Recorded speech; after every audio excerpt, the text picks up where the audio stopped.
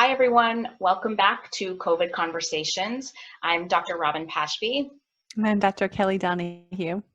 So today is May 11th, and we are starting week 2 of our COVID Conversations. And we wanted to continue what we started at the end of last week, which is reviewing those coping strategies for people that might be experiencing anxiety around the COVID-19 pandemic. And so, Kelly, you're going to bring up the screen and we'll dive right in.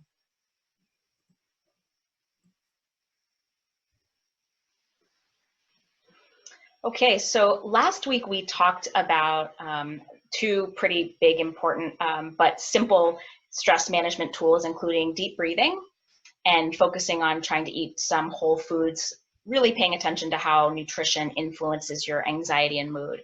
And so today, as good cognitive behavioral therapists as we are, we can't wait to talk about these next two. So I'm going to take number 3, which is challenging and reframing thoughts.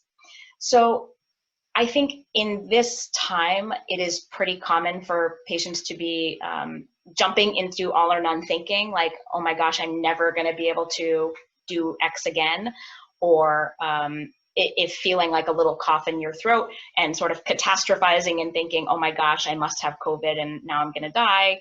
And obviously those are real worries, right? I mean, we're in a really unique time. And so some of these thoughts are going to happen, even for people that don't tend to think about the world that way. But if you have a history of anxiety or depression, and you know that you tend to approach the world from a black and white thinking way, or from a catastrophizing point of view, then these are likely to be even more triggered right now. So some helpful things that can help when you're finding yourself using some of those thought patterns are to pay attention, slow down, take a pause, practice those deep breaths, and then ask yourself a few questions. So 1, is this thought true? Number 2, is this thought helpful to me? And number 3, would I recommend this way of thinking to a friend? So if any of the answers are no, then maybe it's an opportunity for you to dig in a little bit to that thought and practice a bit more realistic reframing. Now, given the context here that we're in this global pandemic, it might seem like this thought is true. And this is where we ask you to take that next step and start to make some important differentiations that we talk about a lot with our clients. Things like, is this a cause for worry, or is this a cause for concern? And worry is a little bit different than cause for concern. Worry is a natural part of anxiety and is probably showing up in lots of people's lives right now. Cause for concern might be something like, oh, you know, you had an exposure to someone who was diagnosed with COVID, or you know, your job says that they are doing layoffs and you have an appointment on Friday with your HR manager. Those are times when cause for concern, it's a real thing, and you have to plan accordingly and take steps accordingly to manage that. But a lot of times we can get way ahead of ourselves in worry that ends up sort of not happening or not coming true, and meanwhile drains us and just makes life feel so exhausting. So those questions, is this thought true? Is this thought helpful? And would I recommend thinking about it this way to a friend? Can be just your little guideposts to help you start to challenge some of those thoughts that might be dragging you down. Absolutely. And we know that, well, we didn't plan thoughts and feelings together by accident. We put thoughts and feelings together because, again, as good cognitive behavioral therapists, we know that our thoughts influence how we feel. But it can get pretty muddy. If it were just as simple as feeling what we feel, things would be a lot easier. Unfortunately, there's cultural and social conditioning for both men and women that have taught us that we shouldn't feel a certain way, that we can control and repress how we feel, and that's okay. So as little girls growing up, we were often told, like, don't be so dramatic, or keep it together, or don't express anger. We were called potentially negative names for expressing anger and how we were feeling.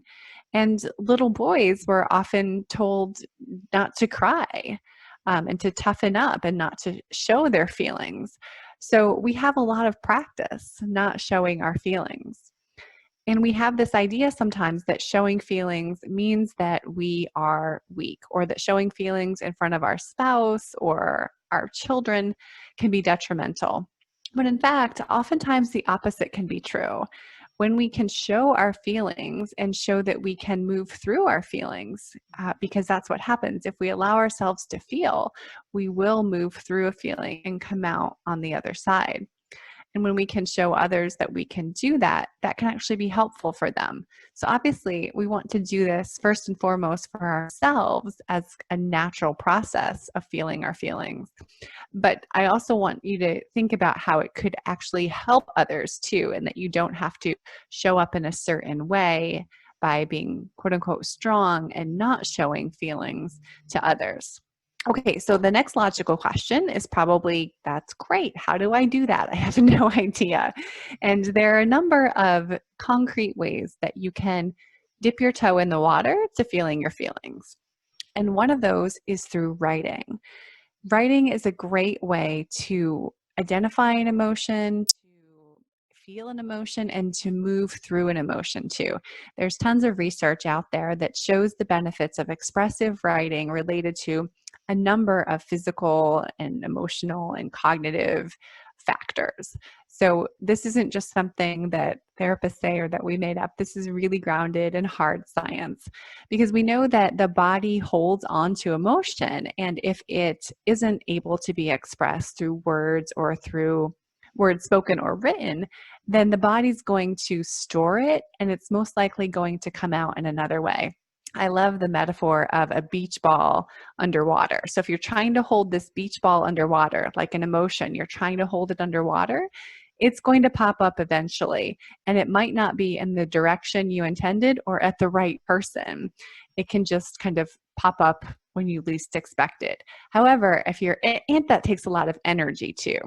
So if you're able to practice managing your emotions through writing or some other techniques that we talk about in our Calm Kit course or an individual work with us, then you will kind of get ahead of the curve and you won't have this built up tension of this emotion that you're trying to repress and not express. Right. We hope that these two components are helpful for you as you continue to learn how to cope with the COVID-19 anxiety. Today we covered challenging and reframing some of your thoughts and feeling your feelings.